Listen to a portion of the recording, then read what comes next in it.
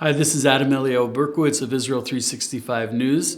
I'm here with Mark Sanders and Rabbi Adi Isaacs, and we're coming to present a new initiative that came out of an emergency situation in America. If you're not aware, the level of anti-Semitism on American campuses is going through the roof, and it just burst into flames. And we now have an emergency. What do young Jewish Americans do when it comes time for university? And they have a program to bring them to Israel. But first, I'd like to talk about what's going on the campuses in America. Thank you very much for having us here. Sure, thank you. I'd like to, give a little context of where we're coming from and, why we know a little bit of what's going on college campus. So about 12 years ago, started a program called Thrive, which basically partnered with Hebrew University, and then 6 years ago partnered with Tel Aviv University. And we go to college campuses all over the US and also Canada to try to recruit kids to come to study abroad in Israel for their semester abroad. It's a phenomenon that's a very well-known thing that many college students do, that when they are in their sophomore or junior year, they take a semester and travel somewhere in the world and get 100% worth of their credits, and they're able to experience another culture. And what's so unique about study abroad is that we enjoy going on vacation with our families every once in a while, even when it's tough and we're busy working all the time. It's important to take some time to travel with your family places. And vacation is amazing, and you'll always be able to do that. But how many opportunities are you going to have in your life to be able to live somewhere for 5 months? And by living somewhere for 5 months, it really becomes part of you. You really get immersed in the culture, get a whole life experience. And that's where the concept of Thrive came from, is that if you're a Jewish college student and you have one opportunity, you'll always go on vacation the rest of your life, but you have one opportunity to go live somewhere for 5 months.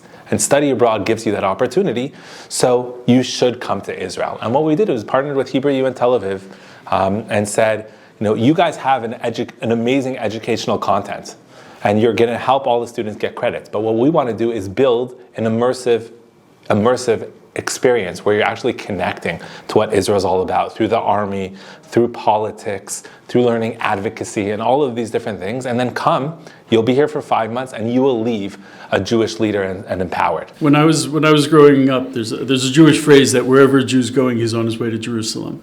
And there was always an additional agenda when it came to bringing students to Israel.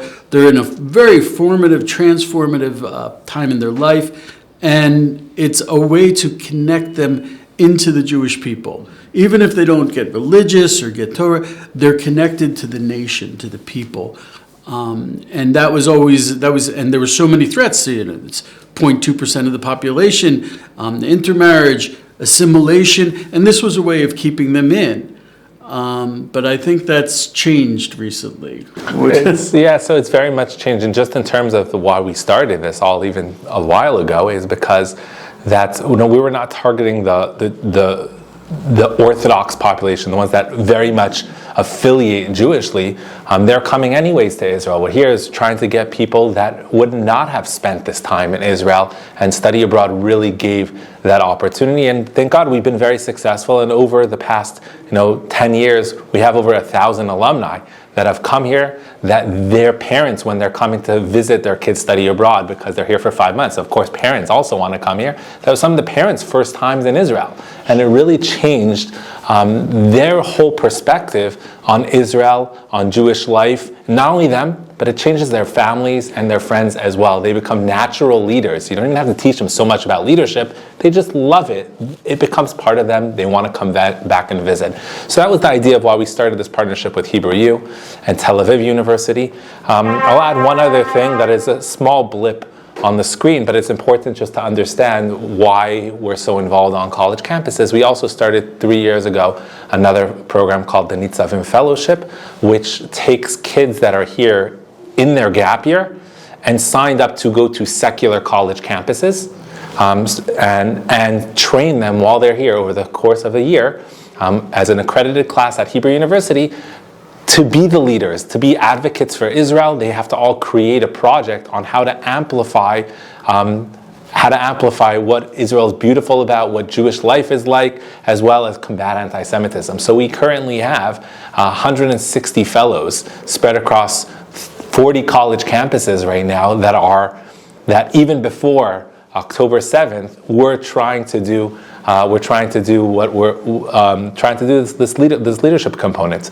And then, fast forward. So right now, we know a lot of what's going on college campuses through all of our alumni, through all of these leaders that we built, and we see firsthand, and we're hearing the stories, and we've been working with them of what is actually happening right now. So tell me what's happened since October 7th. I mean, I'm here in Israel, so I'm not seeing it firsthand. But even what I'm seeing, you had the Senate hearings where you see the heads of the biggest Ivy League schools, which Jews were always naturally attracted to the Ivy League schools. And they're saying a call for genocide to Jews, we don't see a problem with that. You have to see it in the context, and which is kind of horrifying. I remember, I think it was the head of Harvard, she said, well, only when it actually comes into effect in conduct. And the congresswoman was like, you mean when they actually start acting on genocide, it's a problem? It was really, it's really become quite absurd. So what has happened since October 7th? What are you hearing? It's been right immediately. We were in touch with some of our students that were at all different places. At Cornell, a few of our alumni called up, and I'm sure everybody saw the media of a professor that said that he was literally exhilarated what Hamas did, and that no one did anything about it. And our students, whether it was Nava Littman or Adin Moskowitz, that these are freshmen and sophomores at Cornell, they didn't know what to do. A lot of the students, the Jewish students, basically locked themselves in the cafeteria because they were very scared. And we had these conversations about, okay, now it's time to jump into action. And so these students, what they did is that they started a petition, and actually through their petition was able to get this professor put on leave or fired. Exactly, I'm not sure what was going on. But that was one extreme example of that people really felt scared. I did speak to somebody at Columbia that he has not felt comfortable in the law school. He has not felt comfortable to go to class since this started. He has been they gave the option to Jewish students, which was a very nice option, to take classes on Zoom because people did not feel comfortable. And this one student has not walked into a single class since October 7th because in the law school, he says particularly that they are all so mean, so anti-Semitic, and he won't even go to class. Did this flare up suddenly, or was it always there? Was it... So it's interesting that, do you know the name William Daroff? No, I actually don't. He's Malcolm Hoenlein, from the conference. He's the executive vice president of the Conference of Major Jewish Organizations. So Mr. Daroff is the CEO. Jerusalem Post just did a feature piece of some of his comments just this last weekend. He described it as the manhole covers over the sewers blew up after October 7th, and all the schmutz down below came forcibly to the surface and then flooding the streets of our minds, as it were. And so he's saying, first of all, it's always been there. It was just sort of concealed. Now it's explosively and stinkingly right in front of us, and many people are totally unprepared of what to do. So now we've got this problem. Now his solution, his recommendation anyway, is an exodus of Jewish students and their parents' support from the Ivy League system and a migration to other schools that have a far lower profile of anti-Semitism or none at all. Now, you and I spoke about this before. Prior to October 7th, there's a certain phenomenon of Jewish students migrating to typically non-Jewish habitats for education. I'm thinking of Texas Christian University. I'm thinking of the Franciscan University in Steubenville, Ohio. In fact, the Catholics are actively courting now the Jewish student potential. It's a marketplace, but they're actually going out. Now, Catholics used to not be so much our friends, but today they're not into the anti-Semitism in the same way everybody else is. So there are these universities that are offering great programs, great liberal arts educations, and actively seeking Jewish students. It's amazing because Orthodox Jews might have an easier time of it because so far as family values, We're not going to be going out to the frat houses and Carousing. carousing, having keg parties. And so the Orthodox Jews probably would find it more amenable atmosphere to learn alongside devout Christians. I think it would be more of a shock for the secular Jews who are academically oriented. They have liberal values, and for so long they were so entrenched in liberal America that those were their allies. And one of the shocks was all of a sudden their allies turned on them. Yeah, I'll go back to the anti-Semitism question that you asked. Is that there is a very unknown statistic that between 2001 and 2021, there has been $14.9 billion donated to the Ivy League schools through Qatar. Oh, right. And if you now take a look at that, so they have a tremendous amount of influence based on the rules and regulations in the United States. They were able to hide that this money was going to them, how it was getting there. So it's not on the books that it was coming from Qatar. But this is a phenomenon that has happened specifically at the Ivy Leagues, is that you have a tremendous amount of money coming from Muslim places that now Qatar has given $360 million a year to Hamas. Right. So in terms of, if you now take a step back and realize that, it's not so far-fetched to understand that this was bubbling under the ground and there was major influence going on below the scenes that we just didn't even know of. Like the tunnels in Gaza. Exactly. They've been prepping the soil for a long time. So I think right now we're seeing the fruit of their labors cropping up. The Congress, in the congressional hearings, they were asking them about the funding from Qatar, and you could tell just from the style of the answer, the universities were being very cagey. They were absolutely not forthcoming about that connection. Even before October 7th, the 2 weeks before October 7th, there was a weekend at Penn that had 3 of the most anti-Semitic speakers that were being hosted in Penn. And this was before October 7th. So in terms of the anti-Semitism bubbling, it wasn't even just bubbling. It was tangible even beforehand, but it wasn't on the forefront of everyone's mind. What happened after October 7th is that the entire Jewish world, even across the board, the liberal Jews included, were shocked so much that everybody was forced to open their eyes to see what was actually happening. And what was actually happening was that they were looking forward to getting support from all of their friends that stood up for George Floyd and all of their friends that stood up for Ukraine, and nobody stood up for the Jewish people at this point in time, and it shocked the entire Jewish world. Right, BLM, they glorified the hang gliders. And I was watching the video of the Re'im Music Festival, and you could see the hang gliders coming down. And in the IDF, I was trained to, hang gliders are a threat because they have been used in terrorist attacks before. So I kind of wasn't surprised. It had never been done on this scale before. But when I heard about your program, there's a theory, a mindset that I don't particularly care for, but it certainly has some truth, that Israel was founded as a refuge for the Jews because of our tragic histories, because of the Holocaust, of course. And it's interesting that your program is actually an extension of that. You're saying it's not safe there. Come home. Come home, even if it's just to learn in university. The universities in America are not safe. And to be honest, the analogy to the Holocaust is apt because the Nazi Party did rise up mostly amongst the young people and the intellectuals. That's where the fires really started. So what you're saying is Israel is the refuge. Come home. So 100%. I'll just articulate 2 things that help with that message. Number one is that you have students that are currently in university.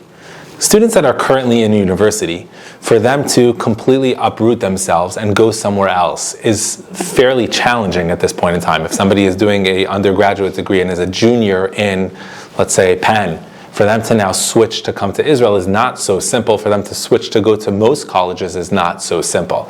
And therefore, that's why we were really excited about this opportunity of starting this pledge campaign, is that students can study abroad wherever they want.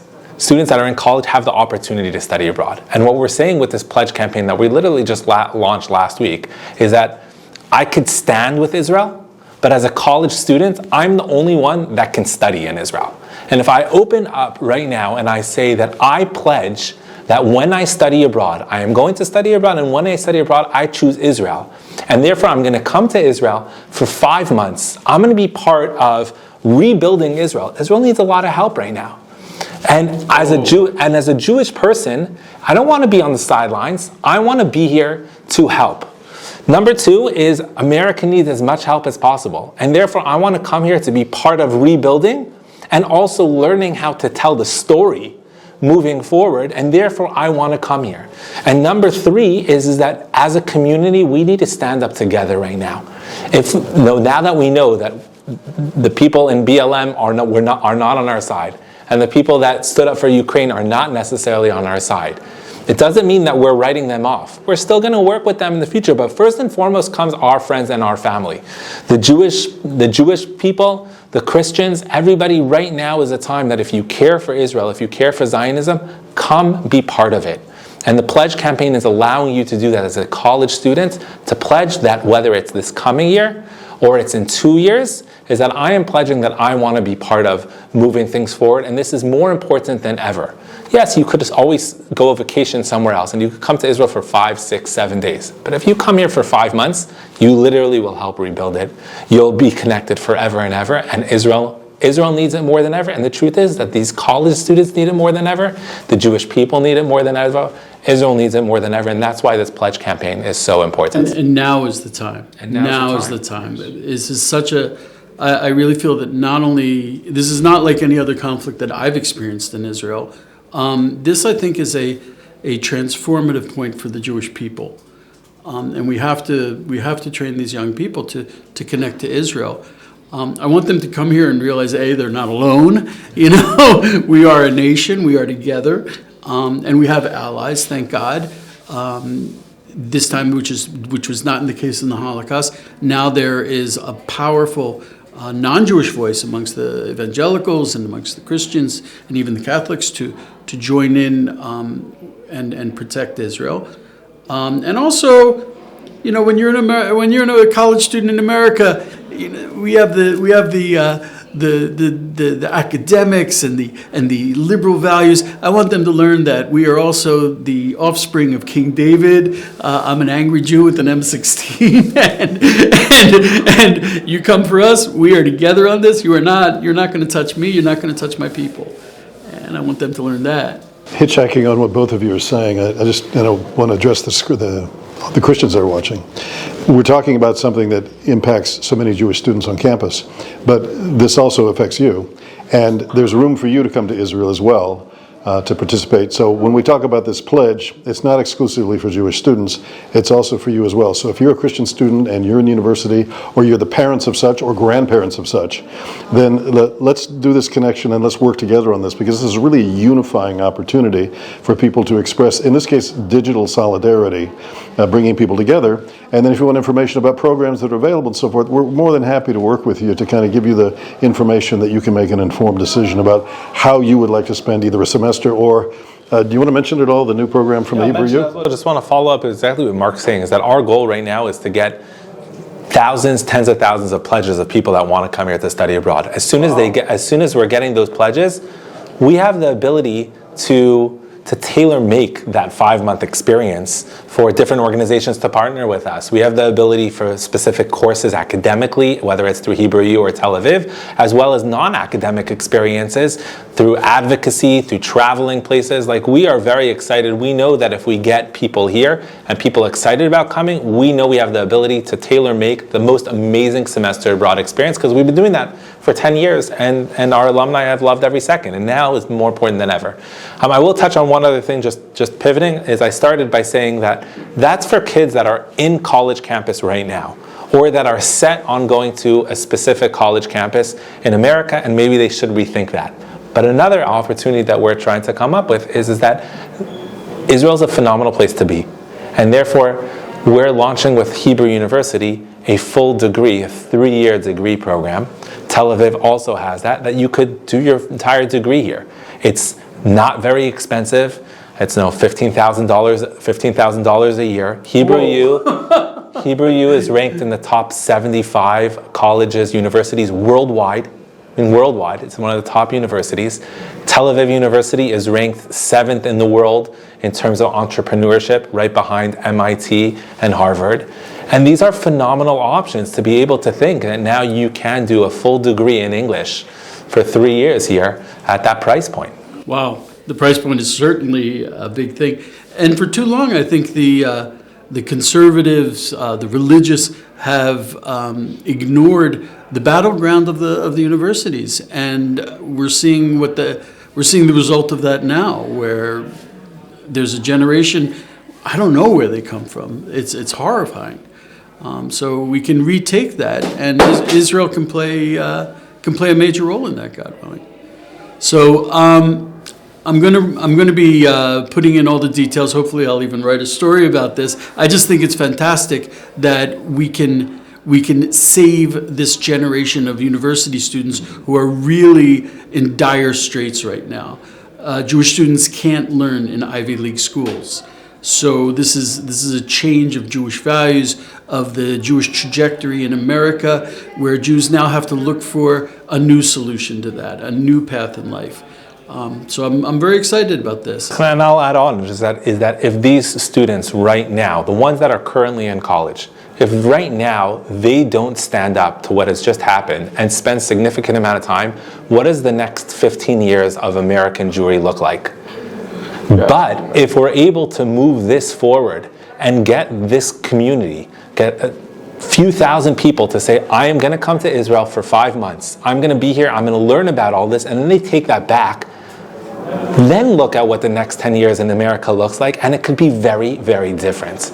And the question is, are we going to take the unfortunate reality of what just happened and move everybody forward? Or are we just going to be a blip on the screen in Jewish history, which would be very, very unfortunate for the future of American Jewry? Absolutely. Okay.